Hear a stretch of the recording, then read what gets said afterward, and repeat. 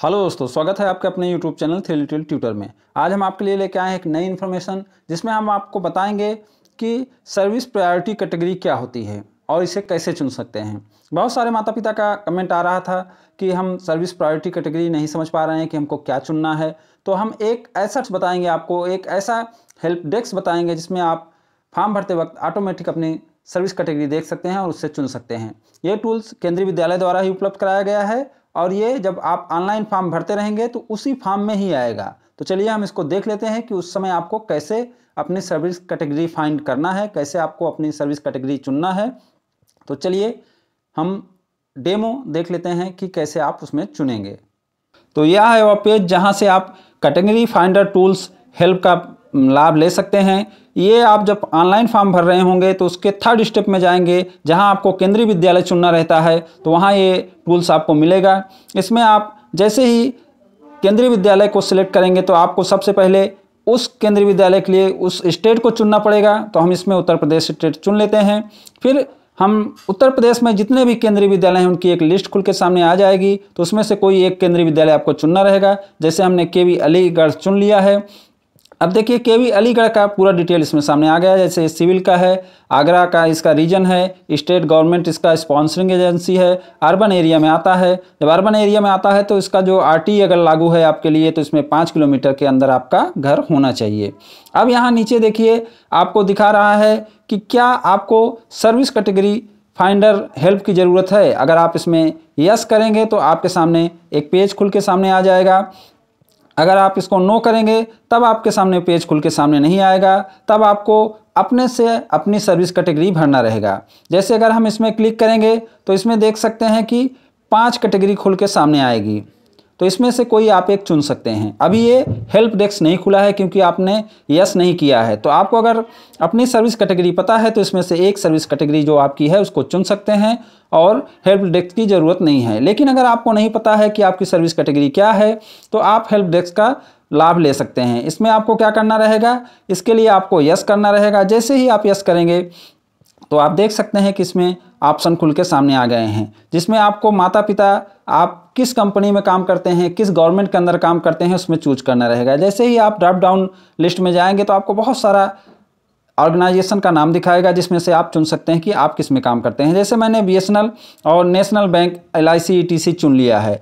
तो इसमें आपसे पूछा जाएगा कि आप रिटायर्ड एम्प्लॉई हैं या परमानेंट हैं और सर्विंग एम्प्लॉई हैं। तो हम इसमें सर्विंग परमानेंट एम्प्लॉई चुन लेते हैं।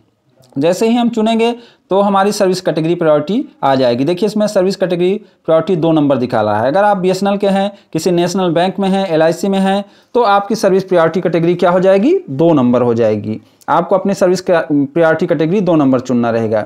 इसी तरीके से आप कोई और केंद्रीय विद्यालय ले सकते हैं, किसी और राज्य का केंद्रीय विद्यालय ले सकते हैं। जैसे मैंने राजस्थान का केंद्रीय विद्यालय चुना तो इसमें से हम कोई एक केंद्रीय विद्यालय ले लेते हैं। तो जैसे एक केंद्रीय विद्यालय हमने बीएसएफ डाबला का चुना तो ये भी बता रहा है कि ये सिविल क्षेत्र का है, इसका रीजन जो है जयपुर है, ये बीएसएफ के अंदर है और ये रूरल एरिया का है। जैसे रूरल एरिया का आ जाएगा तो यहाँ देखिए 8 किलोमीटर का क्राइटेरिया हो जाता है। इसमें भी जैसे हम हेल्प के लिए यस करेंगे कि हमको हेल्प चाहिए तो फिर से वही पेज खुल जाएगा। जैसे मैं इसमें यस करता हूँ तो देखिए ये पेज खुल गया और फिर से हम इसमें से अपना जो भी आप काम करते हैं वो चुन सकते हैं। जैसे आप चाहे फार्मर हैं, आप बीएसएनएल में काम करते हैं, आप किसी कंपनी में काम करते हैं, आप कोई दुकानदार हैं, जो भी हैं आप चुन सकते हैं। जैसे इसमें मैंने फार्मर चुन लिया। फार्मर जैसे ही हम चुनेंगे तो ये क्या रिटायर्ड और वो होता तो नहीं, तो इसके लिए क्या होगा, हमें एनए चुनना पड़ेगा। तो देखिए इसमें हमारी सर्विस प्रायोरिटी कैटेगरी 5 नंबर दिखा दे रहा है। इसी तरीके से आप कुछ भी चुन सकते हैं, आपको हेल्प करेगा ये और ये आपको बताएगा कि आपकी सर्विस प्रायोरिटी कैटेगरी क्या है। जैसे और मैं करके आपको दिखा देता हूँ, किसी एक चीज़ को और चुनता हूँ। जैसे मान लीजिए मैं चुनता हूँ स्टेट इलेक्ट्रिसिटी बोर्ड। अगर आप स्टेट इलेक्ट्रिसिटी बोर्ड के एम्प्लॉई हैं, सर्विंग एम्प्लॉई हैं तो आपका सर्विस प्रायोरिटी कैटेगरी 4 नंबर आ जाएगा। इसी तरीके से जो आपका व्यवसाय है वो अपना व्यवसाय चुन सकते हैं। जैसे मान लीजिए इसमें मैंने एडवोकेट चुन लिया। एडवोकेट जैसे ही चुनूंगा तो इसमें हम एनए चुनेंगे और हमारी सर्विस प्रायोरिटी कैटेगरी 5 नंबर दिखा देगा। इसी तरीके से आप शॉपकीपर हैं, एडवोकेट हैं, कुछ भी हैं, वो जो भी आप चुनेंगे आपको दिखा देगा। जैसे एक और करके दिखा देता हूं, मैं इसमें आंगनवाड़ी चुन लेता हूं।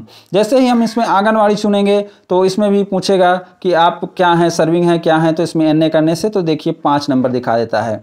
तो ये आंगनवाड़ी कार्यकर्ता जो हैं उनका सर्विस प्रायोरिटी कैटेगरी 5 नंबर होता है।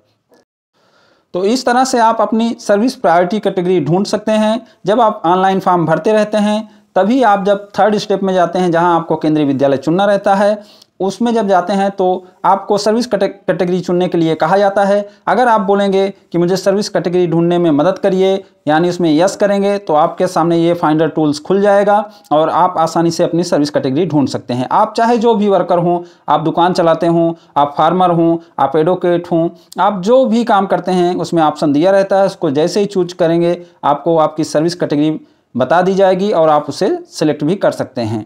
तो उम्मीद करता हूं कि ये वीडियो आपको पसंद आया होगा और सर्विस कैटेगरी ढूंढने का काम आपका आसान हुआ होगा। अगर आपको ये वीडियो अच्छा लगा हो तो इसे लाइक एंड शेयर करें और हमारे चैनल को सब्सक्राइब भी करें। Thank you for watching.